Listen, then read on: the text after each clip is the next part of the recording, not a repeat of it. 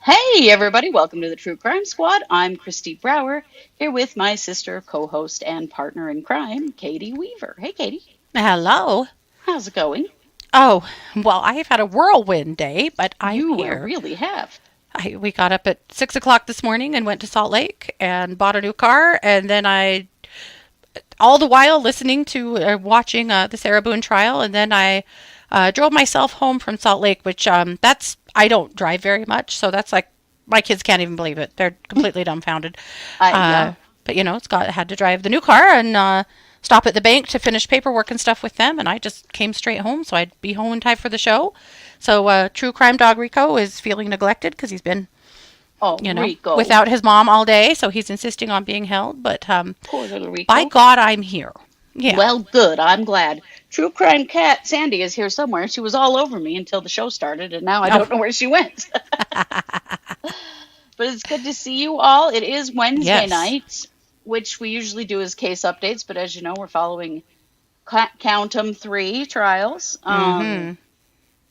Plus some stuff gone down in Lori Vallow More stuff, yeah. that we're going to share today. So we have a lot. We have a lot on. And Mm-hmm. welcome to all of you that are here for the catch up, and for all of you that are here to the catch up who also attended the real thing, because Ooh, what a holy day. shit balls, man. This trial. Is it over yet? I want it to be I, over. I'm so done. So I very am done. I'm really as holding well, space that extremely we're going done. to have a verdict by Friday night. I am too. I think that I is possible. It's Unless optimistic, the but it's possible. unless the defense just, says they're not going to do anymore and then decide to do 10 more witnesses or whatever the hell, Mm-hmm. cuz Yeah. we all know that's a possibility. Please bring more ancient neighbors who can't even hear you and are very confused about why they're there and Oh my put them gosh, through that poor that. lady. I felt so sorry for her. I did She too. was She should such a not have had to do sweetheart. that. Oh, She no. was. And she just was worried about Sarah and could see that things were not good. Mm-hmm. Yeah. Yeah, that was shitty, I thought, to put her through Mm-hmm. that, because she didn't have anything super helpful to add to this situation. She didn't, and I can't imagine what an ordeal it was for her to get to that courthouse. Right? Like, That why? insane huge courthouse, and Mm-hmm. with all the jillion floors and everything. So I know, Mm-hmm. I thought it was real shitty. But Yeah. let's talk first about a filing that, well, Justin Lum broke this because, of course, he did. He's the Because man. Justin rocks, yes. He does. I think I So, just said Justin. Justin rocks. Yeah. yeah, I mixed it up. Justin Lum, I just put it into one. you did. He's now Justin. Yeah. Justin. Makes sense. Okay, so this is a filing in Arizona for the defense counsel, who is a public defender, Jared Bradley. Mm-hmm. He has moved to withdraw the office of the public defender. So not just him, Mm-mm. but the office of the Yeah. public defender from representing the defendant, Lori Vallow. The conflict, he says there's a conflict of interest. And Yeah. he says the conflict warrants withdrawal of the office of public defender and appointment of new counsel on Ms. Vallow's behalf. What the hell? I Where know. has he been? They've had her for almost a year. Yeah.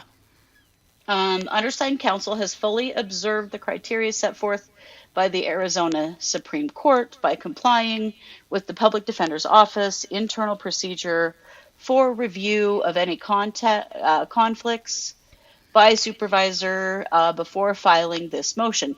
This Mm-hmm. got filed the night before the request for competency was filed. Mm-hmm. Yeah. Um, so they say, oh, also, thus the Office of Public Defender and undersigned counsel have satisfied the requirements of the Maricopa County Public Defender's Office, the Superior Court. Therefore, we move this court to withdraw the Office of Public Defender from further representation of Ms. Vallow in these matters. Yeah. I'm so intrigued. What does that mean? WTF. I mean, There is a hearing on November 14th on this matter. But what are the okay. deets? Right. What in the What world? are the deets? Yeah. It's completely nuts. And surely And they they, don't expect her to pay for her own representation. She's indigent. right. So, I mean, there are lots of public defenders that work by, like, that Just- contract with Sure. counties. So maybe And that's what happens so here. I would imagine that's what's going to happen here. Mm-hmm. But what is the conflict of interest and why now? And Yeah. is it related to the competency? Why did it happen at the same Right. time? And maybe it isn't. That's very possible. Right. But it is kind of weird that it all happened at the same time. Yeah. It is. Yeah. Yeah. It is strange. Um,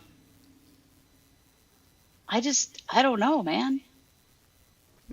Me neither. I Completely am very baffled. flummoxed. Yeah. Yeah. Yeah. Yeah. So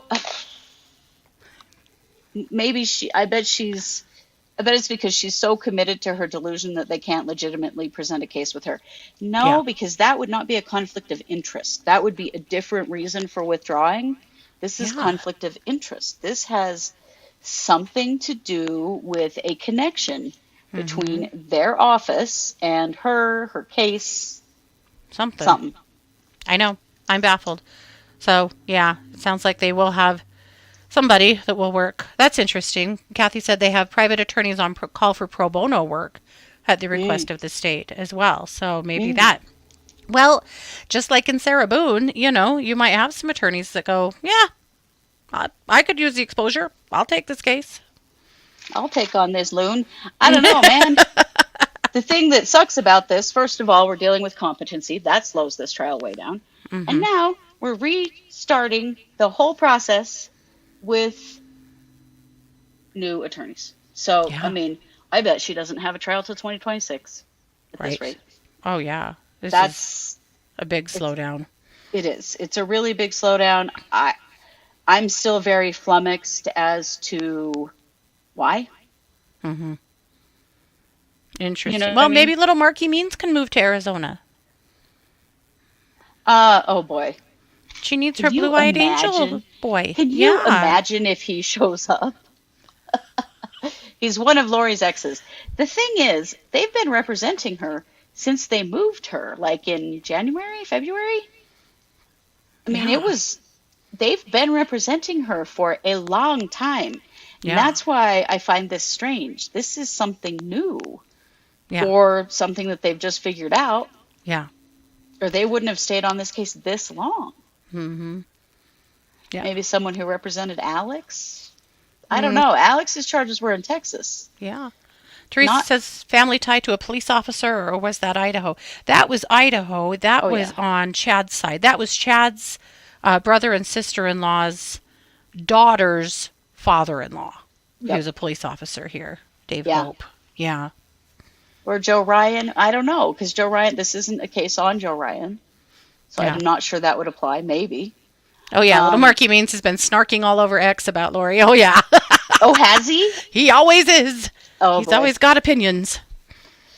Um, well, and you're right, Christine. This is if they find her competent, because at first they've got Mm-hmm. to do that, but they've got to appoint some. They've got to appoint her an attorney. She Yeah. has to be represented, and especially now, if she's Mm-hmm. considered to be not competent, that's super important. Sure. Or maybe Right, or there's a maybe there's a connection to Charles connection. or Brandon, and Yeah. maybe there is, and it's something they've just figured out. But why the whole office?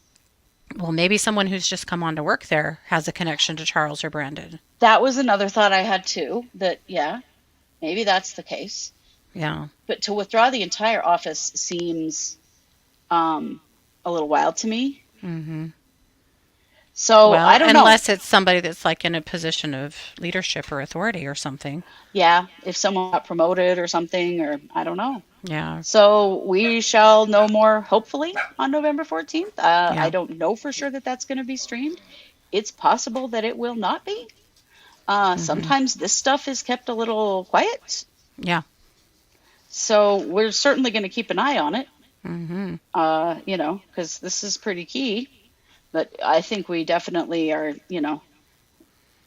We're probably a year out from a trial on her Oh, now. easily. Yeah. So interesting. Yeah. Oh, so speaking of interesting, Katie, you can help me because I am, as we are speaking, developing a migraine, and so my brain's Okay. I'm a little mushy. Okay. Uh, the pic that he posted is very wild-eyed. That's that's her Maricopa County mugshot. That's not a new picture. That's a picture from when they took her into Mm-hmm. the Maricopa County Jail early this year. Mm-hmm. So it doesn't really tell us anything. My Mm-hmm. hair is quite long. I just have very curly hair. And so if I'm wearing it really curly, it looks a lot shorter, or if I'm Mm-hmm. pulling it back, but it's actually I have quite a lot of hair. Mm. You just can't see it because it's behind me This most bitch of the has time. tons of hair. She has twice the amount of hair that I do.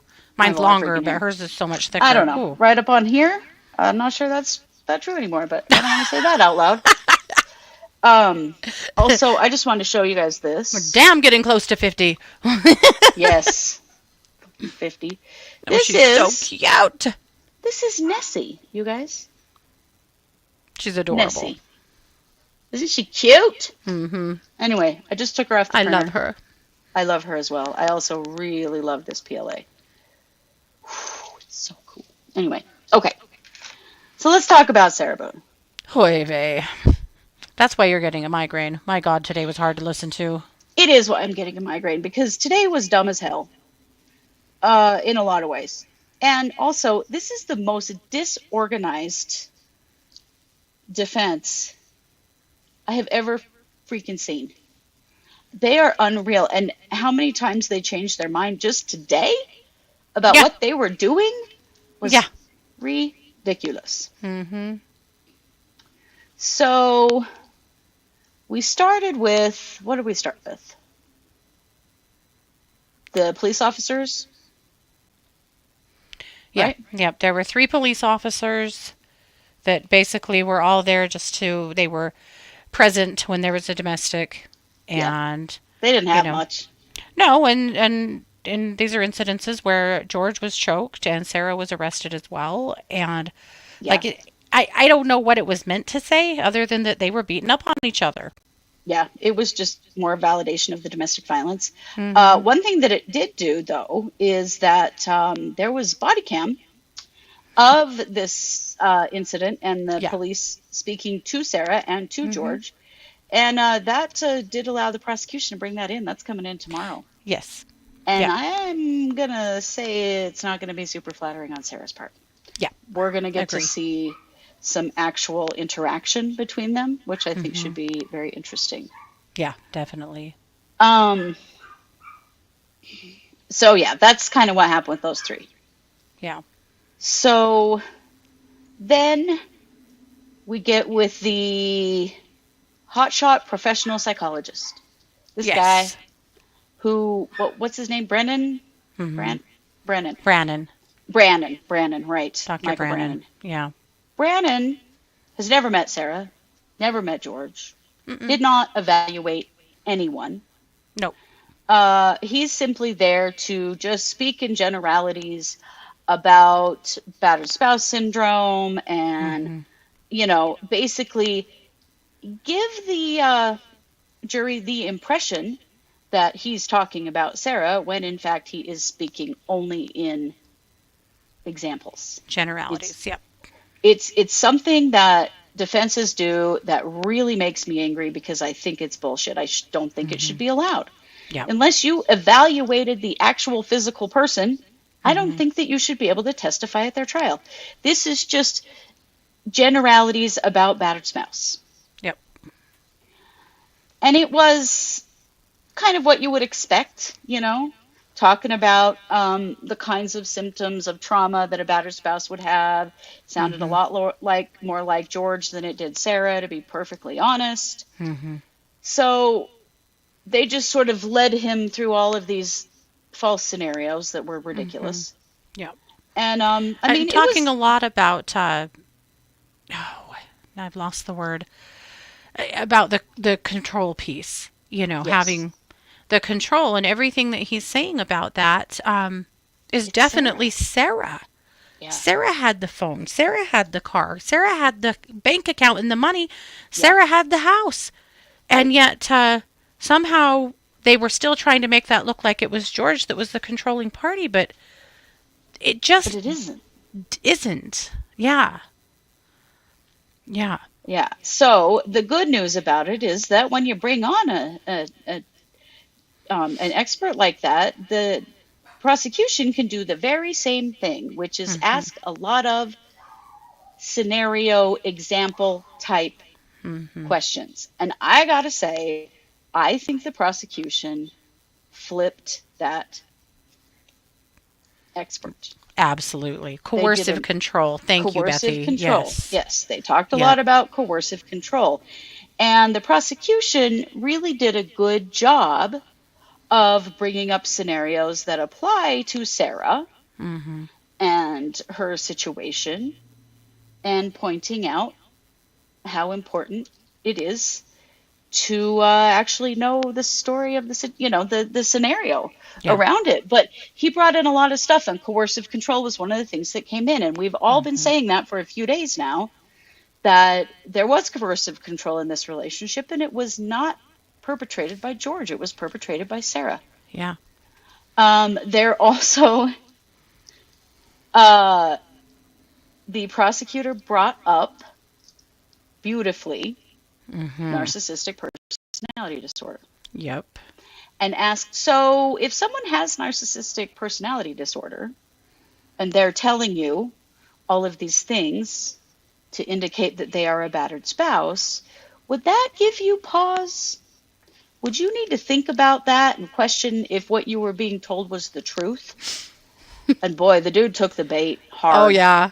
Big time. And he went, oh, yeah, that's actually really important. We have to consider all things like that. Uh huh. You can't just take um,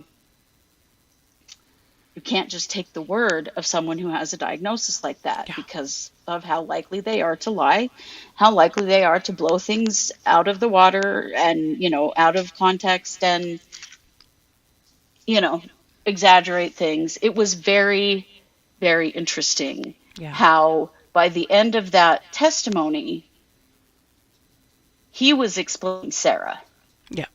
as the not so much the victim, but Yep. as using coercive control Yeah. to abuse someone else. It really gave me some hope But he that nicely maybe, cracked the door open to Sarah's actual diagnosis. Yeah. yes, yes, he did, which was interesting. And her actual Hmm. diagnosis, I think, is bogus, but that's just me.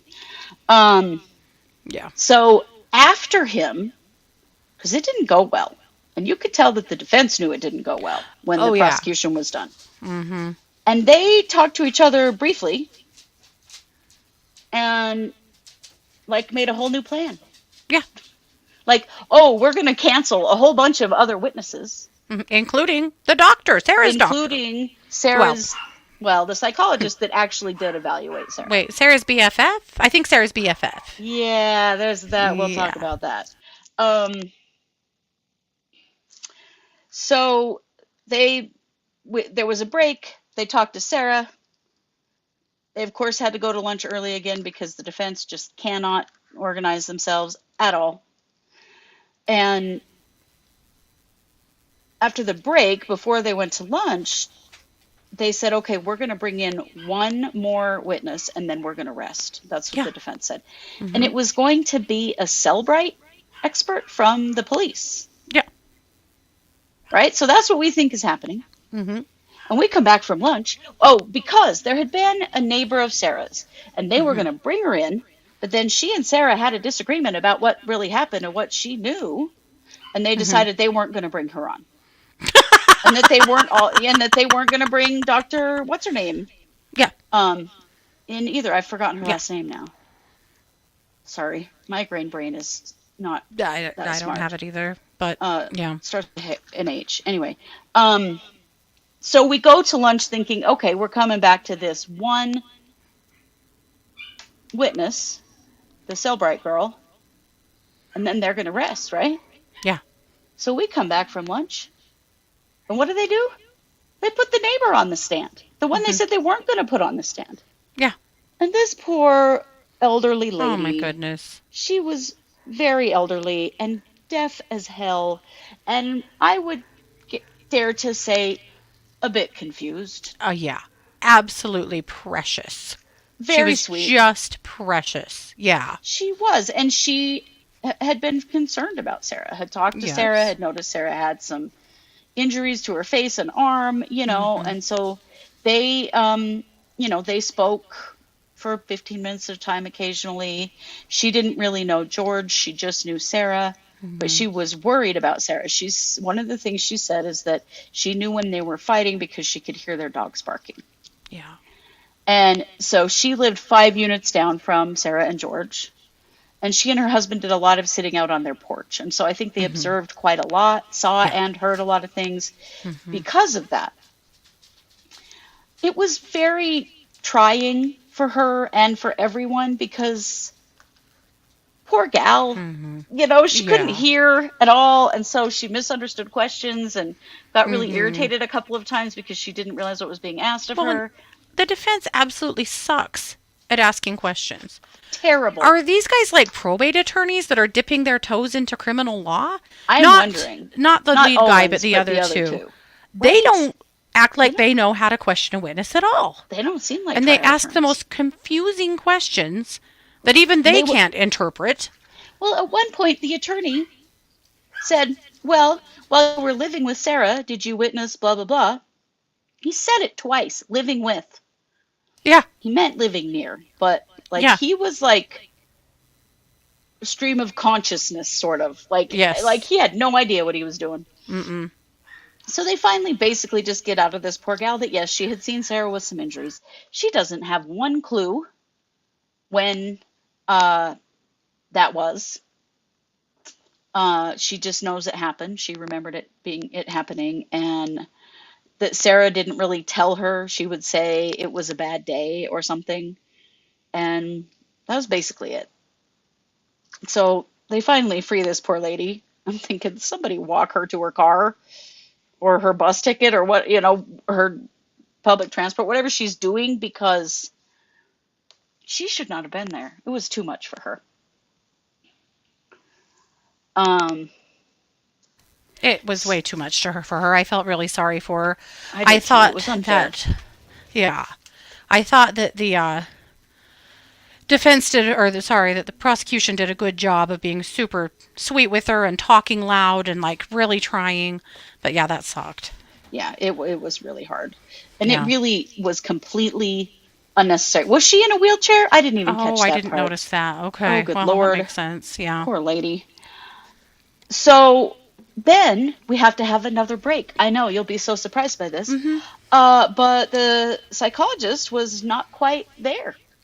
Mhm. So there was another 20-ish minute break before we get Dr. What's her face? Why can't I say her name? I know why I have a migraine. I can't remember anything.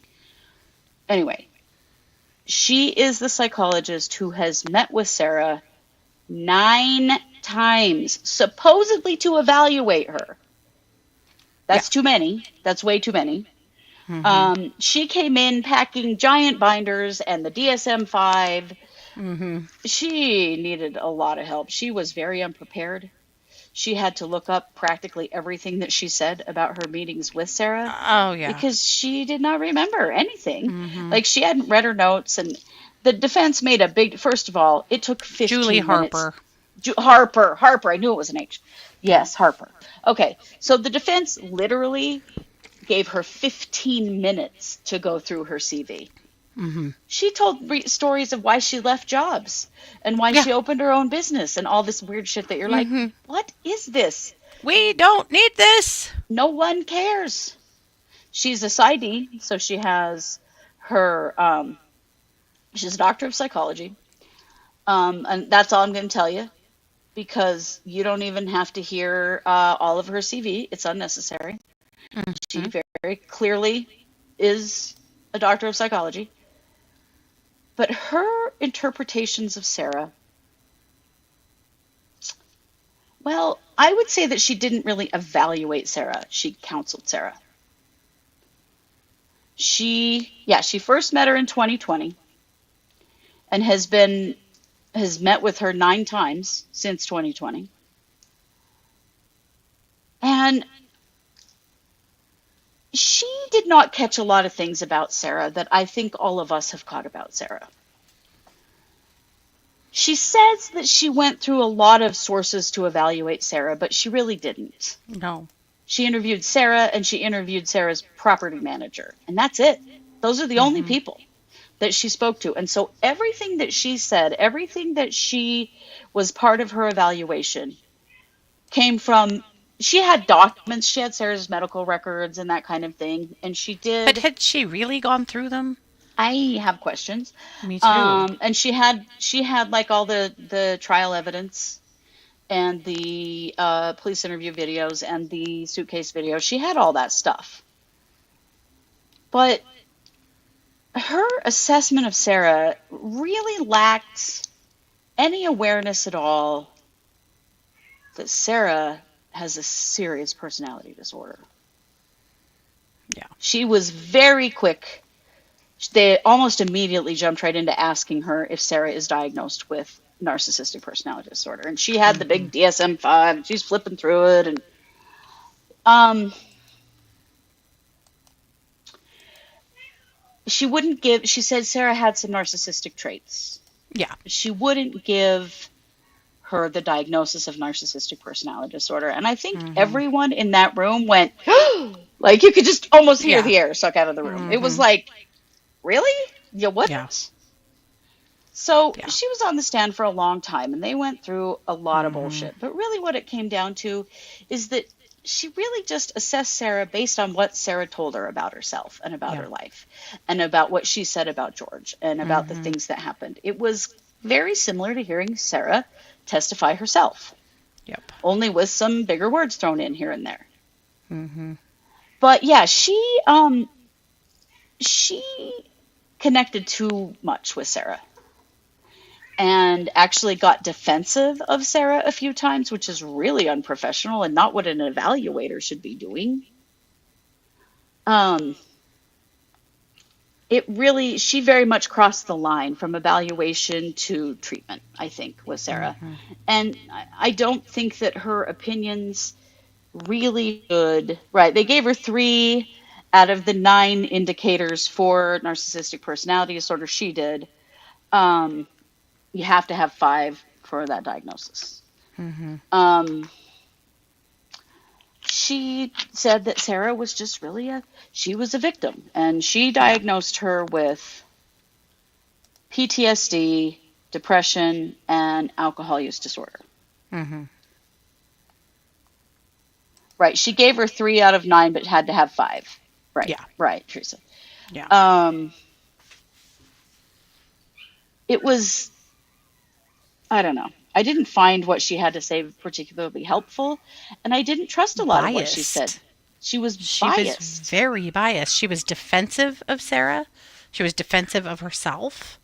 She was Yes, so very unprofessional. I thought it was very concerning it was. and just Her not over credible. identification, I think, was really evident, Yeah. and it was concerning. And, I mean, the good news is the prosecution got a hold of her and chewed her ass pretty good, I would say. Yes. Um, the prosecutor went over narcissistic personality disorder repeatedly with her because he's like, come on, lady. He finally managed to get in reading the 9 criteria of narcissistic personality disorder Uh-huh. through her testimony, Mm-hmm. which was huge Yeah. because you guys, anyone who has been watching this trial, Mm-hmm. jurors, could identify more than 5 of those traits in Sarah simply by what you heard in Mm-hmm. court from her and about Yeah. her. She was big on, oh, she's kind of grandiose because she says she's good at everything. And that was where she stopped it. Yeah. And no, it went a lot further than that. It was very Yeah. interesting. Also, the prosecution caught her in a lie, I guess, kind of. Yeah. Yeah. Yeah, that she swore to tell the truth, Yeah. and The that she, prosecutor reminded her that she was sworn to tell the truth. Yeah. yeah, it was. That was shocking. You don't really see that with experts very often. Mm-mm. And he brought up, and I cannot remember exactly what the phrasing is now, obviously, um, but he brought up a time when he deposed her in which she had actually given Sarah another check on the list of narcissistic personality disorder. Mm-hmm. And she had said no in her testimony today that she does not have that particular trait. And Mm-hmm. if my brain worked better, I could tell you what it was, but I can't remember. Mm-hmm. Um, but Yeah. now today, She lied. she She hesitated a lot when he asked her questions she and did. got really squirrely, Well, I mean, a little kind of bit, but not really. I mean, the way she protected Yeah, Sarah was it was alarming. real weird. It was very Mm-hmm. alarming.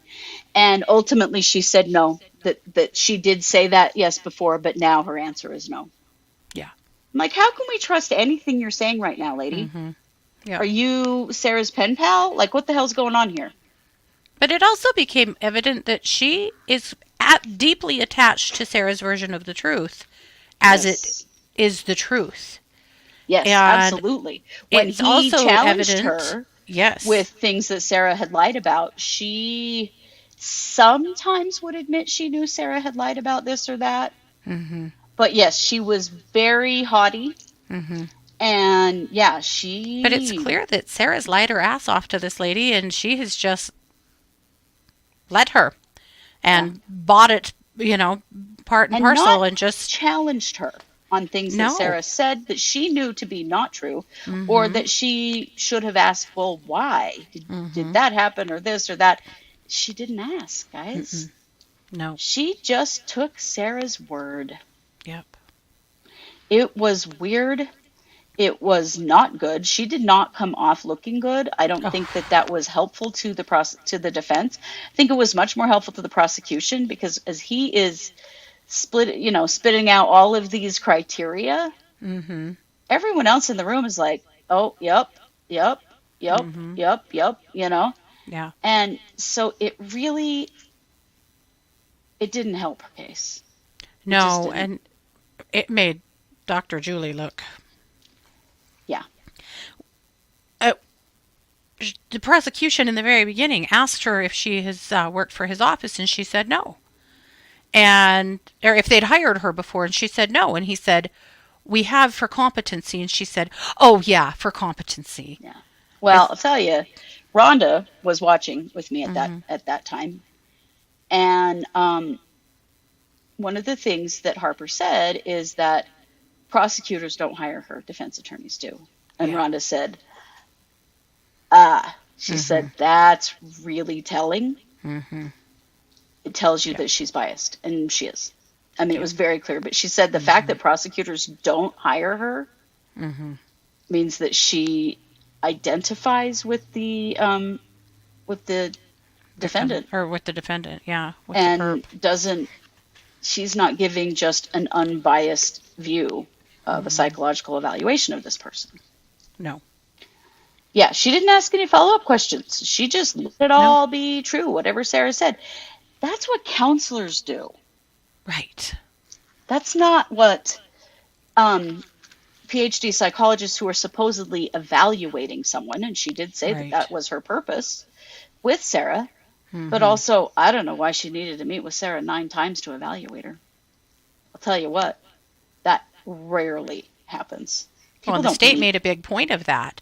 To That get should two have or been three is one a meeting. lot. Yeah. Yeah.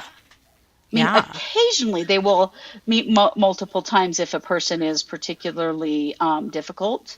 Mm-hmm. But she said Sarah wasn't difficult, that Sarah participated in all of their Mm-hmm. meetings. Like, Mm-hmm. yeah, Except for that, we know that Sarah stormed out of some of those meetings. That wasn't even true. right. Right. That has been reported, Mm-hmm. like by the jail. Mm-hmm. But was it reported by this doctor? No.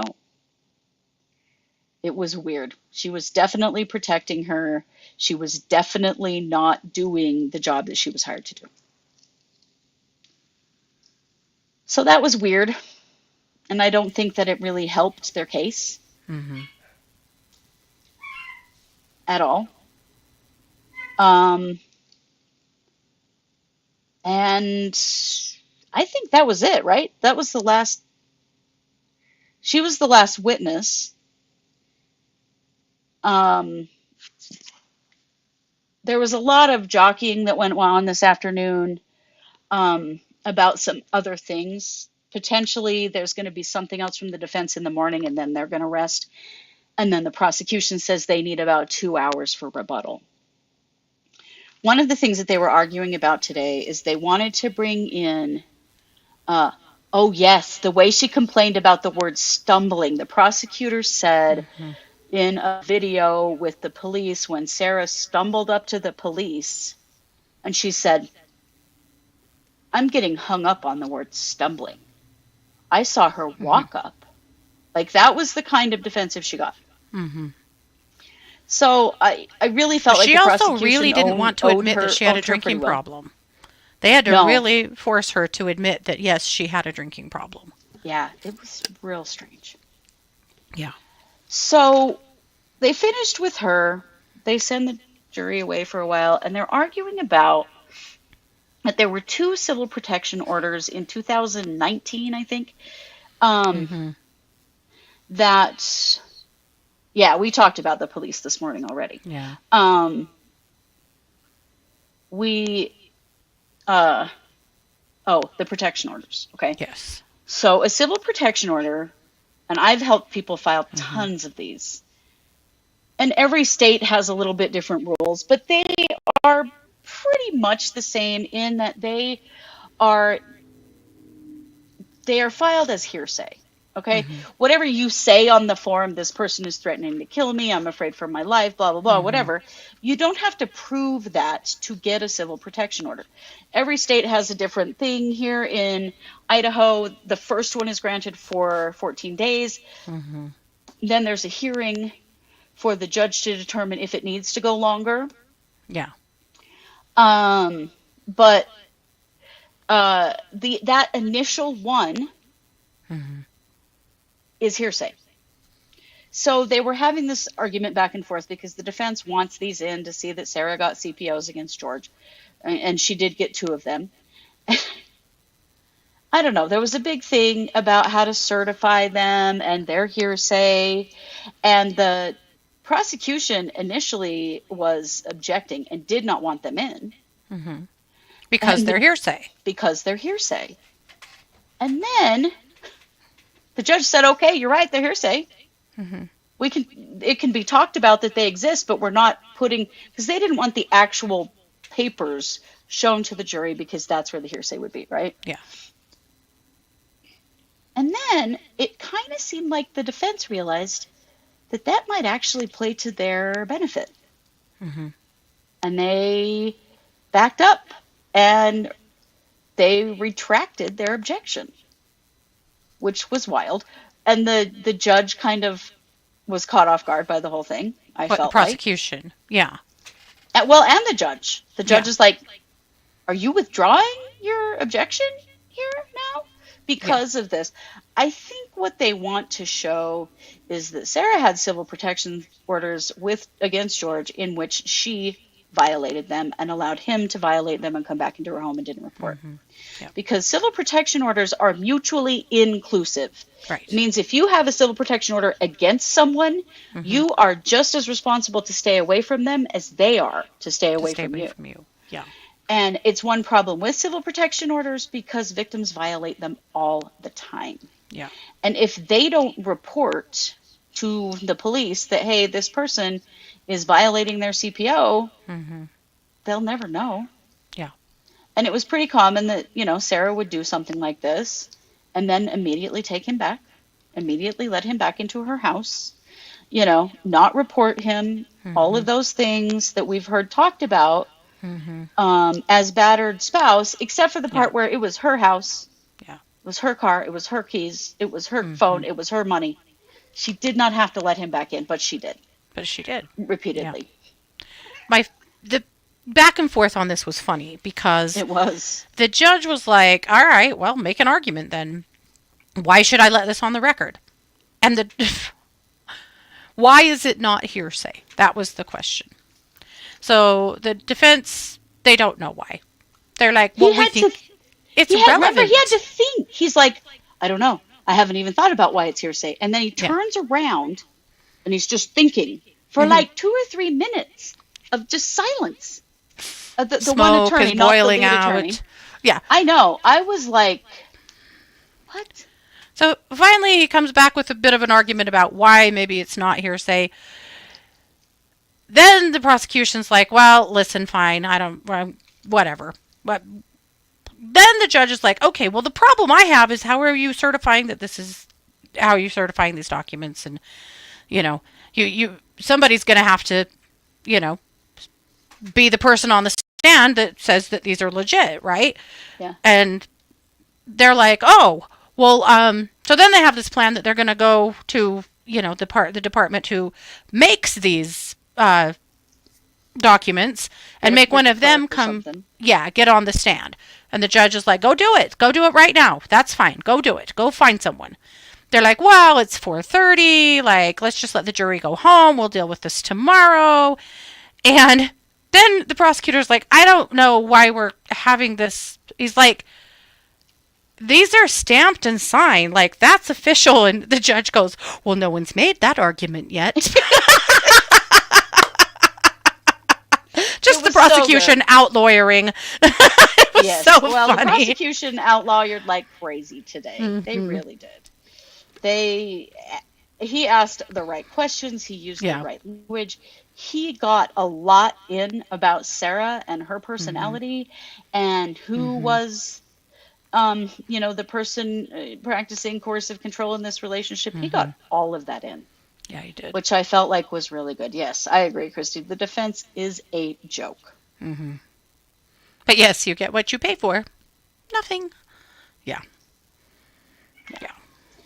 So then they sent the jury home a little bit early. Ended a little early today. Which, frankly, they deserve after the last 2 days of staying nearly an hour late or more. Right? I was so grateful it wasn't going to be another late day. Mm-hmm. I'm not sure what the defense is going to do in the morning, but they're doing something with these CPOs. I don't know exactly what that is going to be, but they're doing something with that because they wanted that in. Mm-hmm. Or maybe they're not. Who knows, guys? They change their mind about 40 times a day about what this defense is. Maybe tomorrow they're going to call Barney the Purple Dinosaur to testify on Sarah's behalf. We don't know. Maybe it will be Nessie. Nessie. Knows? We don't know. Yeah. So then we know that the prosecution is calling a police officer with body cam from a domestic incident that these guys had, which sounds like it gives a pretty good example of just admitting them, Kathy. That's what they were doing, is they were just admitting them. Okay, so they're not going to try to talk about them. The jury will just get to see them. Thank you. Because I was very confused about what exactly the plan was, the purpose of all this, what they were doing with them. So they're going to bring in this body cam. Is there a state psychologist that is coming in? I would be surprised if there isn't. I thought they said there was, but there normally is. Normally, if someone's evaluated, there's somebody on the state side and somebody on the defense's side. And the way that the prosecutor is hammering on narcissistic personality disorder, it makes me think there's a state psychologist coming in to say, Sarah Boone has narcissistic personality disorder, and this is why, and this is what I did. And probably they're going to come off looking a whole lot better than Harper, because Harper was so biased that it was weird. I don't know if they'll call the case agent back in one more time. I'm not really sure what else they're going to do. But they said they only need about 2 hours for their rebuttal. And then they're going to be doing the other thing that they talked about today that they're working on is jury instructions. So first thing in the morning, what they're meeting about is jury instructions, and they had what they needed by 9 a.m. tomorrow, Bethy, is they needed everybody's input on the jury instructions. One jury instruction they talked about today that I thought was really interesting that the prosecution wants to put in is this. Based on Florida law, the police do not have to ask you if you want to talk to them after you have been Mirandized. Yeah. Because remember that whole thing? Oh, she tricked her into getting her phone, and that's how they talked about her. Sarah was Mirandized the night before. Mm-hmm. Once she's Mirandized, the police can talk to her and they can compel Mm-hmm. her to talk to them. Yeah. She can And ask for an she attorney. was Mirandized that day too. When She she came in was. for her phone, they Mirandized her twice. They did. She could have brought an attorney. She could have said, "I'm not speaking without an attorney." Mm-hmm. She could have refused to answer their questions. All of those things were possible Mm-hmm. after she was Mirandized that first time. Yep. And the prosecutor wants that in the jury instructions so that the jury knows this was not the police picking on Sarah. This is Florida law. Mm-hmm. Because we all know it's Florida law. It's law everywhere. If you've been Yeah. Mirandized, you're going to get arrested. Like, come Mm-hmm. on. Yeah. Yeah. Yeah. So that's what they talked about. They sent the judge had what he called his red line jury instructions, which he'd already been working on and been working on some with the prosecution. He Mm-hmm. sent it out to everybody for them to give their input, and then Mm-hmm. they're going to solidify those tomorrow. Yeah. Because I mean, if things go as quickly as they seem to be, we could be seeing jury instructions like after lunch tomorrow. Mm-hmm. Yeah. There's a possibility that we could hear closing arguments by the end of tomorrow, but it sounded like the judge was leaning more towards Friday morning. Yeah, But they're yeah, cooking I along. because the jury instructions are going to take a long time. Mm-hmm. And the jury instructions around the self-defense claim Mm-hmm. are going to take a long time. And they were talking about that Yeah. today, that that's their biggest thing that they've got to really work on, because that is the most complicated one. Sandy Yes. is just, I don't know what she's doing. I wish she'd stop. Just sit here, honey. Just sit here. Well, basically that it, and that's right, Steph, that it can't be self-defense and an accident at the same time. Right. Yeah. And Sarah did not say anything about it being a bad day or there'd been fighting or domestic violence the No. day that George died to that psychologist. Right. She told her the same. It Yep. was a great day. We Mm-hmm. played, we did puzzles and we did art and we did this and that. And she didn't indicate that there'd been a fight or anything that day to her either. Mm-hmm. This stuff all showed up later.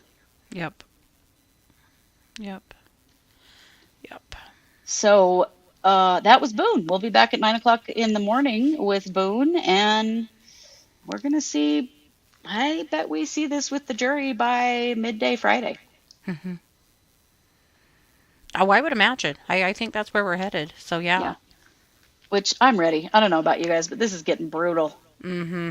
God, just the Yeah. disorganization of the defense. The defense, lots of you commented on this. The defense table was a complete disaster area today Yeah. of papers and folders and files and blah, all Mm-hmm. this shit. And the Mm-hmm. and the prosecution is sitting over there with nothing because they're prepared. And these dummies took this on when they shouldn't have, and now they're desperate. Yeah. I know that there have been a lot of people saying things that the defense attorneys have said to them. I Mm-hmm. don't know if those things are true or not, and this trial is not over. And so I would rather not talk about those things until it is. Yeah. I'm not sure that's okay Yeah. to be sharing information. First of all, if the defense attorneys are talking to people who are present there, that's Mm-hmm. really fucked up. They They shouldn't should be. stop. Yeah. And I don't think that anybody should be reporting that and saying that out loud when this trial is still active. Yeah. It's not cool. And Nope. I've seen some stuff, and you guys have talked about it as well. Mm-hmm. Yeah. I've seen you all talk about it, but we're not going to talk about it publicly here on our podcast Not because until it's over. Yeah. we are not in the business of tampering with trials. Mm-hmm. And I really wish that all true crime podcasters also follow that rule. Yeah.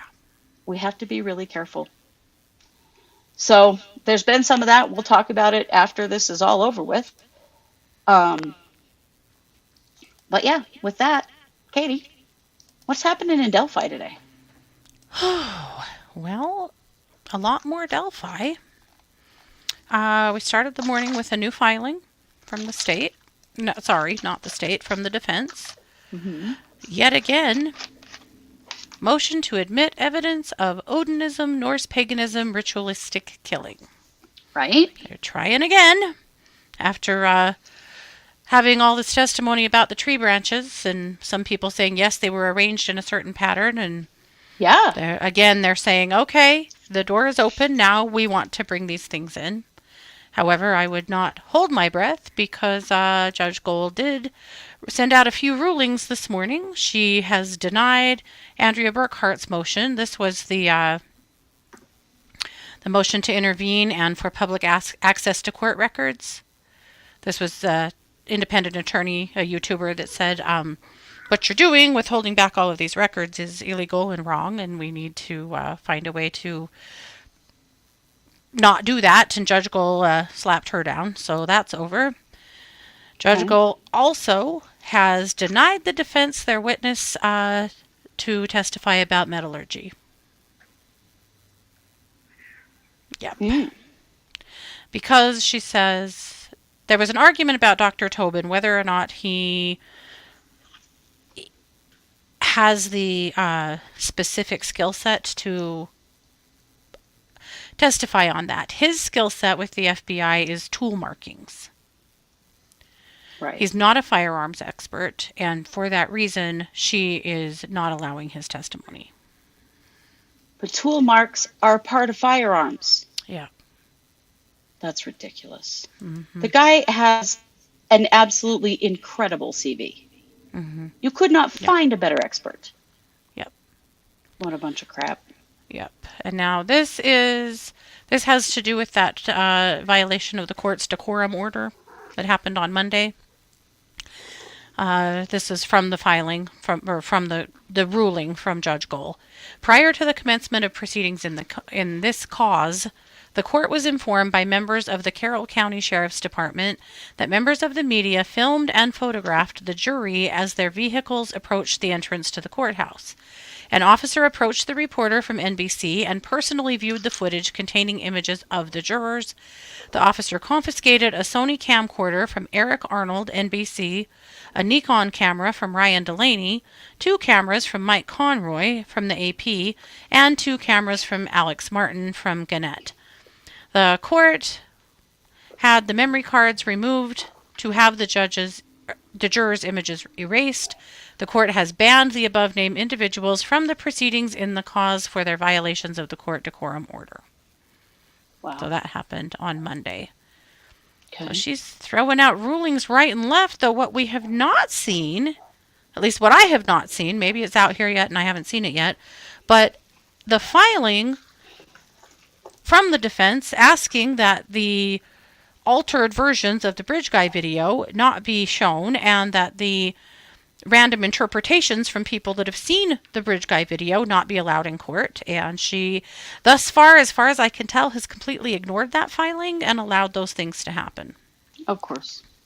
Now, sound people or tech people on Twitter that are well schooled in the video modification world are saying that the kind of video modification that was used by the tech as it was described in court is a form of AI.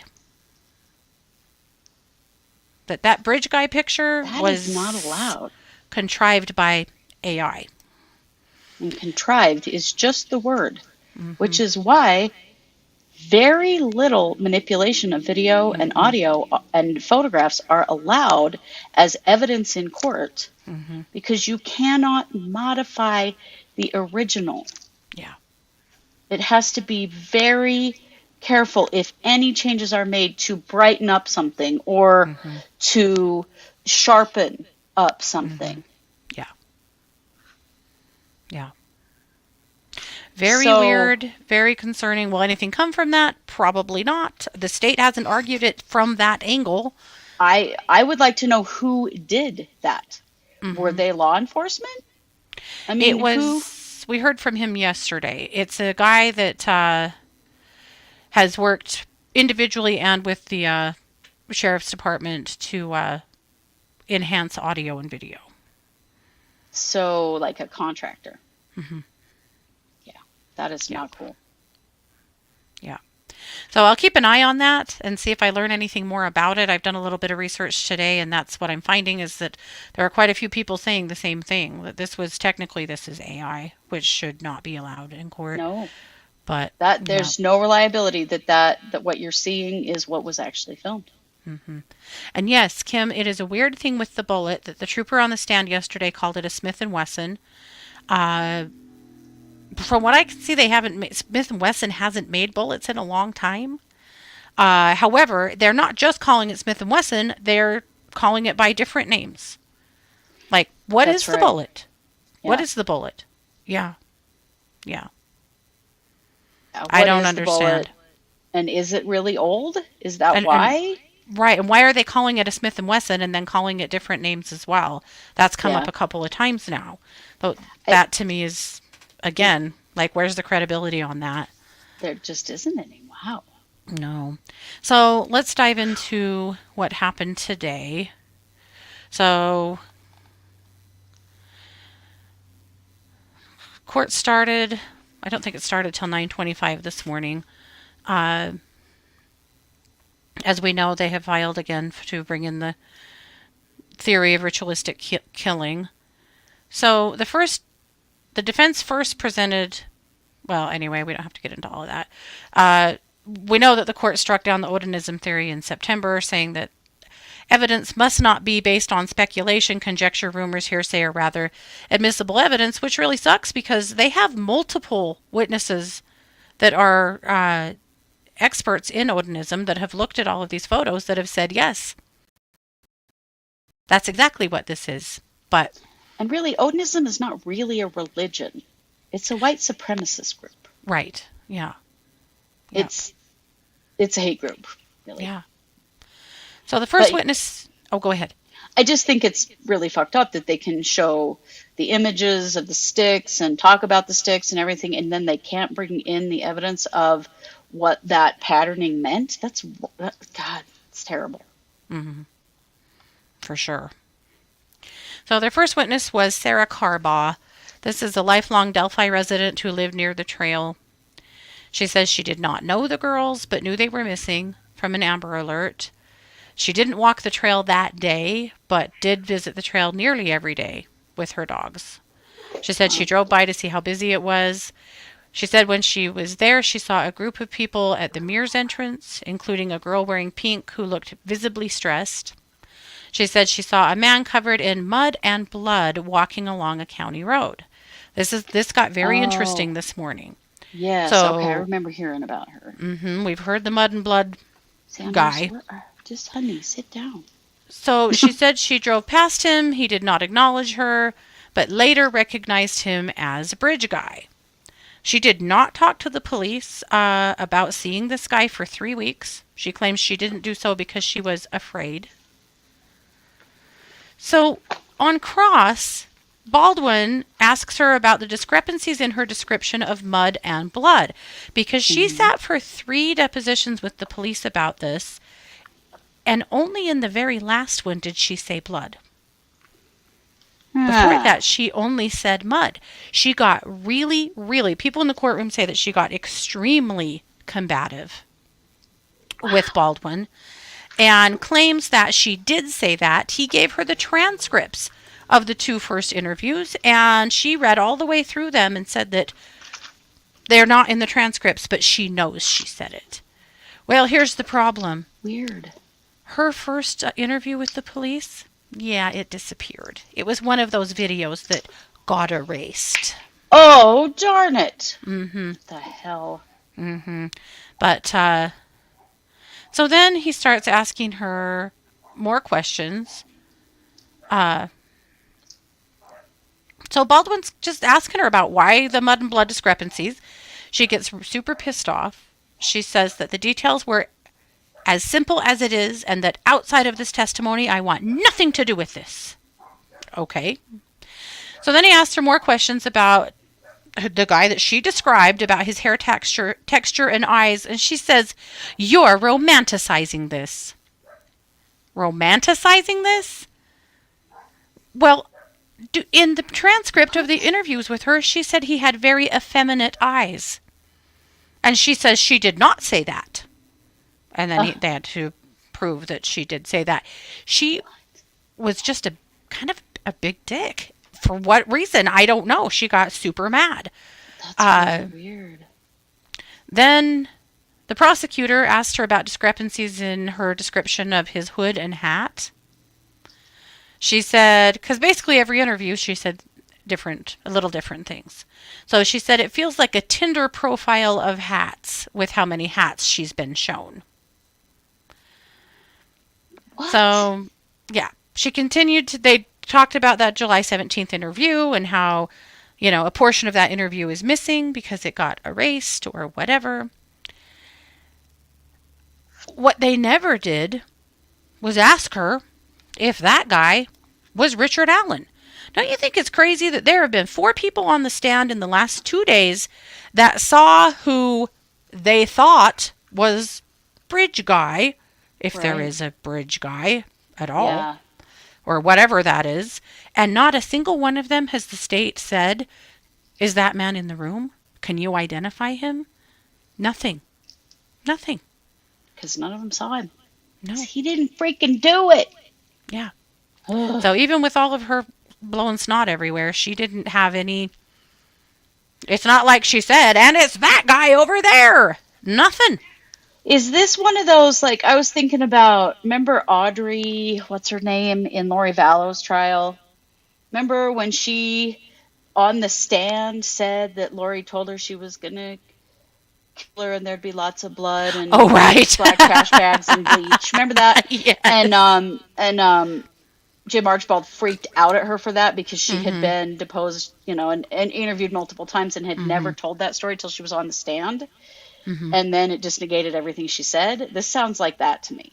Mm-hmm. A little bit like A little bit this is like that. somebody who really wants a lot of attention. Yeah, for sure.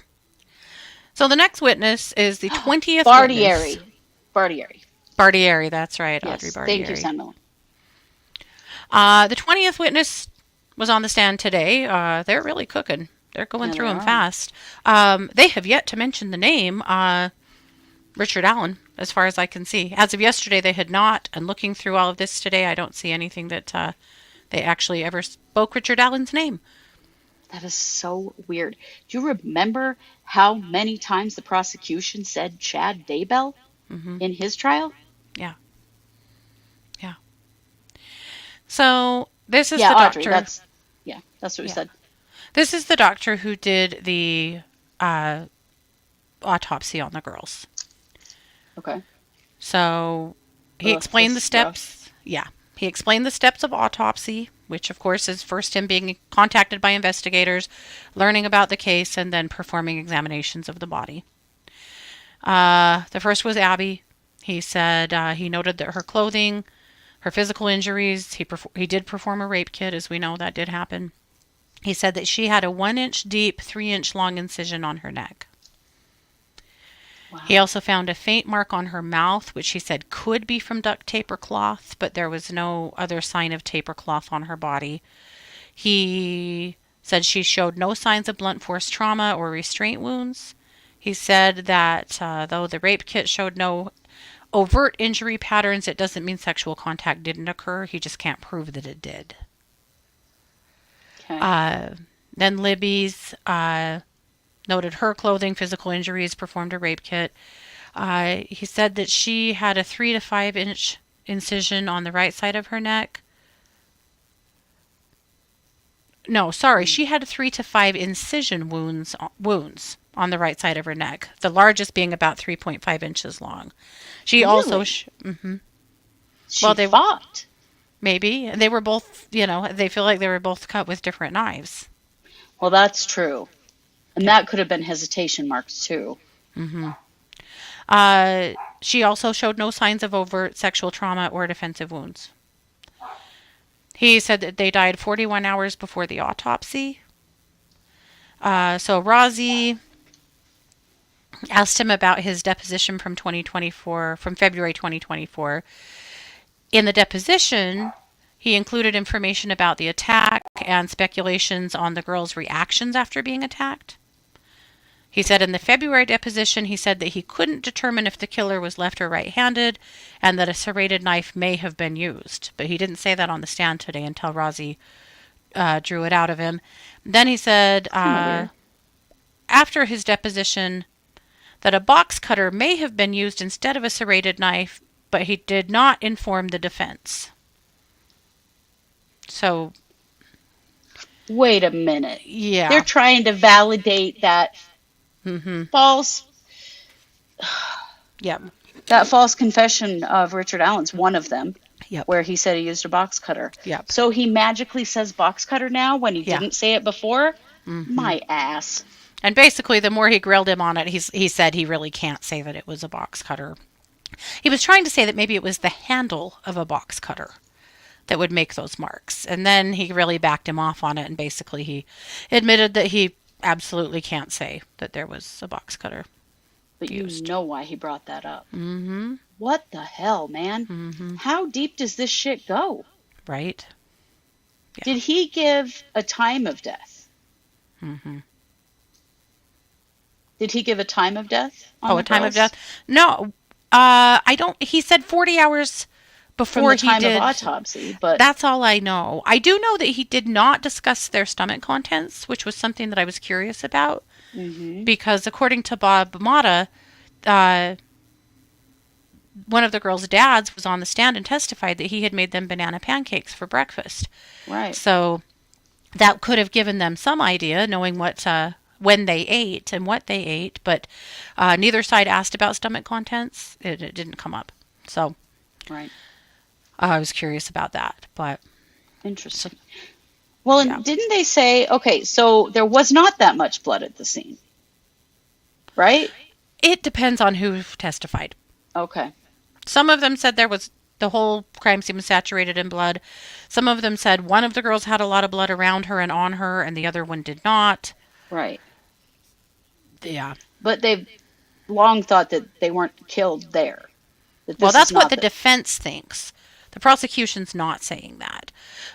But they're not proving that that's the original crime scene either. no, they're not. Especially because, and I thought this was interesting yesterday, one of the jurors had asked if underneath the girl that was dressed, if there was, if it was evident in the ground, in the dirt, it was all very wet there and muddy. If it was evident in the ground that, she'd been dressed there, and he said the ground was completely undisturbed. So, yeah, I mean, there's some serious questions about where were the were they girls? killed? Yeah.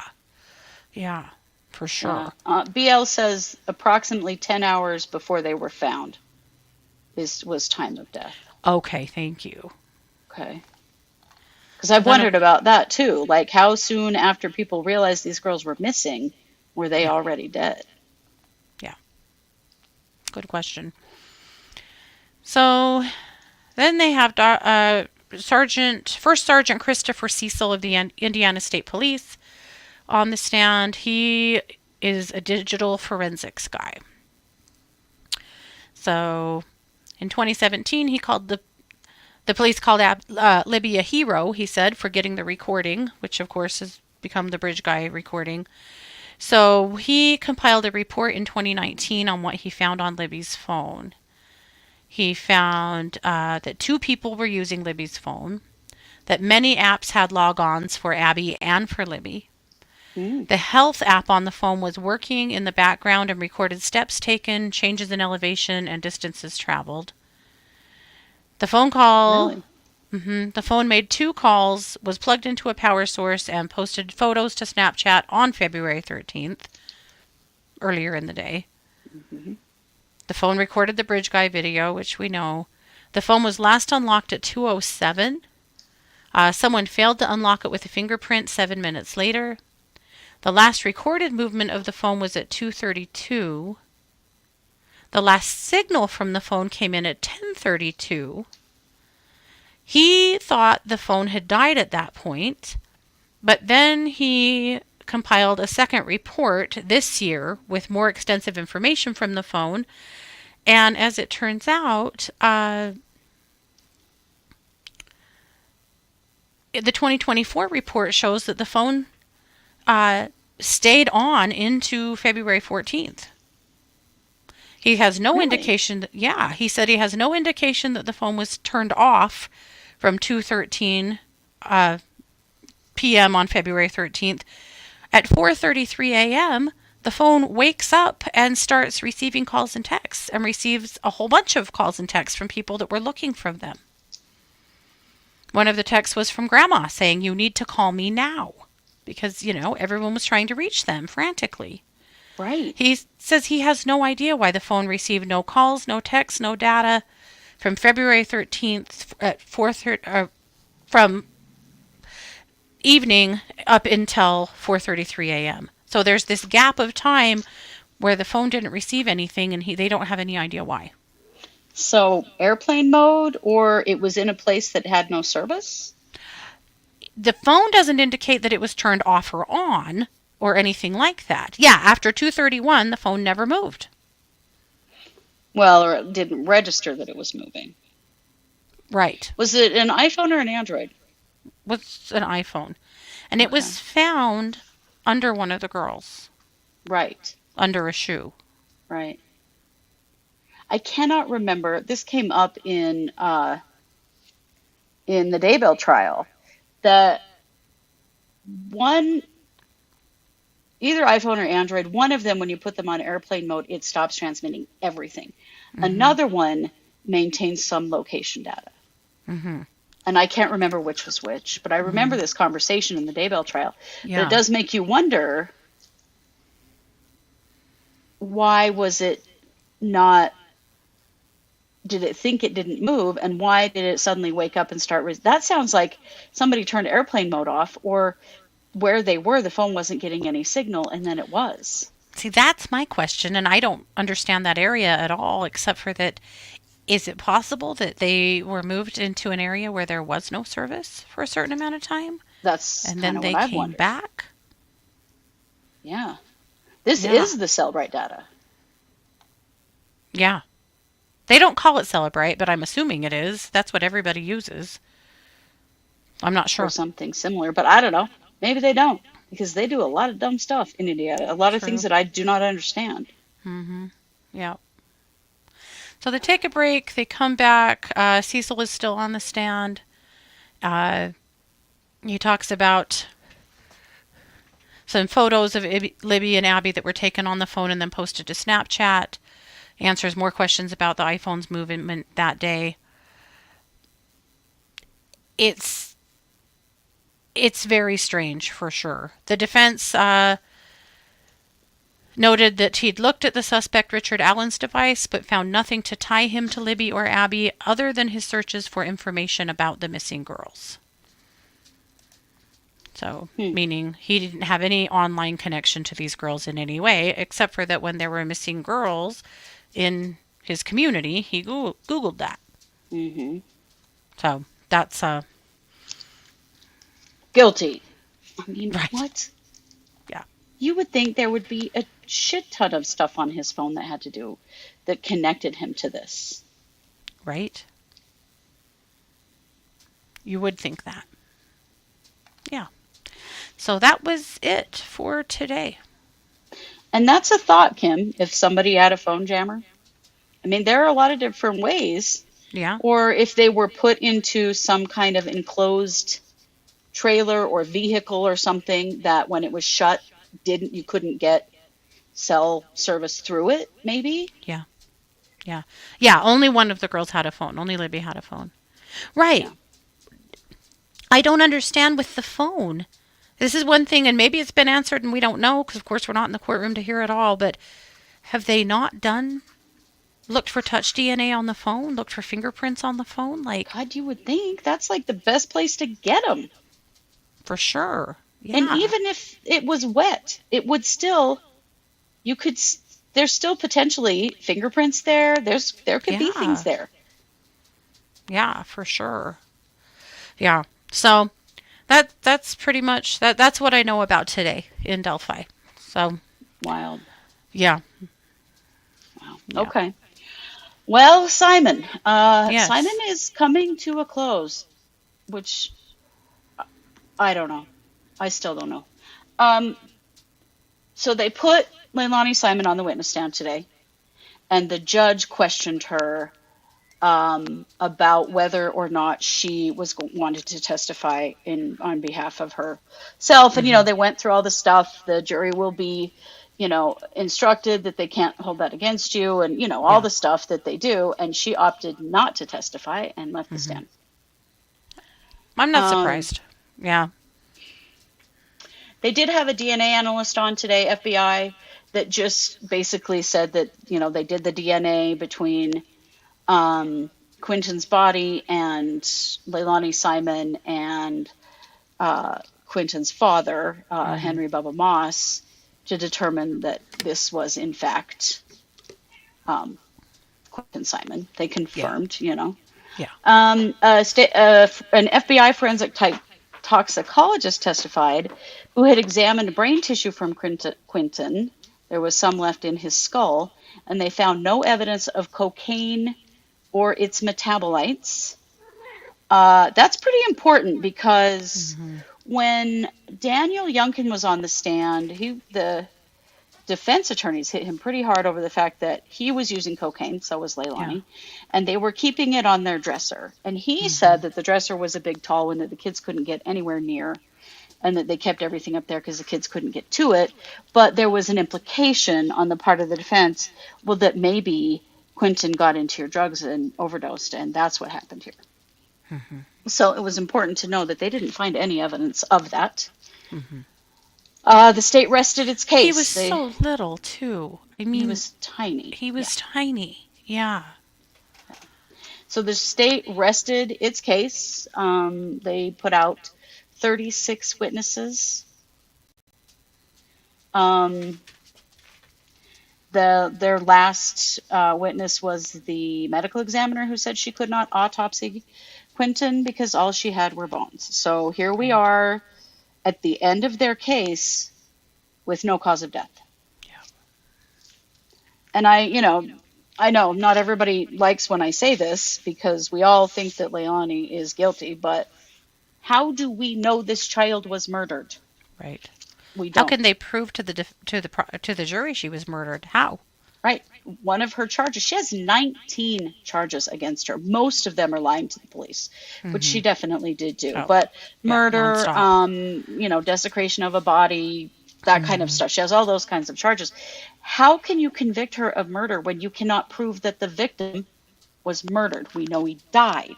Mm-hmm. We don't know how he died.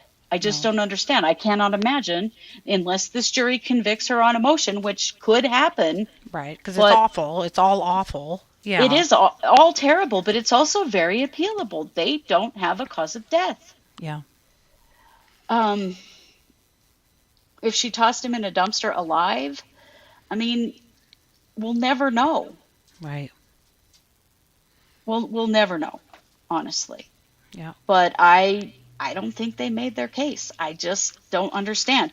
They have some indication that she may have put him in this particular dumpster that did end up in the landfill. But again, they don't even have definitive proof that that happened. No. They They just know saw she that was by there's that video dumpster. of her near a dumpster. Mm-hmm. That's what they've got. Yeah. So then And the truth is, Leilani, lots of dumpsters dump into that same landfill. yeah, I know. I This know case is very troubling. it is. So the defense rests without putting on any evidence. Defense moves for a judgment of acquittal on the murder charges, arguing that the medical examiner could not determine cause and manner of death. Motion was denied by the judge. I gotta say, I think that's pretty fucking bold. Mm-hmm. How can Yeah. you expect the jury to consider that charge when they don't have proof that child was murdered? Right. They know he's dead. They know Mm-hmm. horrible things happened to his corpse. Mm-hmm. That's all they know. That's all they've got. Yeah. I don't know. This case makes me sick. I'm really glad that it's Just about over. Yeah. just about over. So So is the defense going uh, to put on a defense? no, they're They're not putting not. on a defense. They've rested. They rested too. Wow. So tomorrow will be closing arguments and jury instructions. Mm-hmm. Ooh, okay. So we'll see what happens. If you go straight by what the law says, they cannot find her. They cannot find her guilty of murder. Yeah. They can't. But will they anyway? It's very possible. Mm-hmm. But she will definitely have grounds for appeal. Big Yeah. ones. Yeah. I mean, Leilani is a chaotic disaster. The only thing that they could ever really get out of her was that she was taking a lot of cocaine that night, and she has 2 hours that she doesn't remember what happened. Mm-hmm. That's not enough. No. Yeah. I'll bet it is with this jury. I'll bet they're It horrified probably enough. it probably is, but I also am very troubled by that. Yeah. Because we don't want juries finding people guilty based on emotion and not based on evidence, because Mm-hmm. that's not how the legal system Is is supposed to supposed to work. work. And no, Yeah. there are no manslaughter charges. They are murder Yeah. charges. Yep. Yep. For sure. Well, So that's what we know. we'll be back here at 7 a.m. Yep, we will. I think we're definitely going to see um, the Sarah Boone trial wrap up with, Mm-hmm. probably closing arguments on Friday morning. Mm-hmm. We're going to see Leilani Simon go Mm-hmm. to the jury, and I don't know what the hell we're going to see in Delphi. Shenanigans, probably. Yeah. Probably. No. Alrighty. Well, Well, thanks for with being here, that, guys. thanks for being here. Please remember, if you want to tip us, we know that this is, we put a lot of time and energy into covering trials, and we always Yeah. appreciate that. If it's possible, if it isn't, that's okay. But if you want to, go to truecrimesquad.com. There's lots of different ways to support us there. We appreciate that very much, and we really just appreciate you being here and being a part of what we do, because it means a lot to us, and we really we appreciate your presence with us, whether you're here live or after the fact or wherever. Yeah.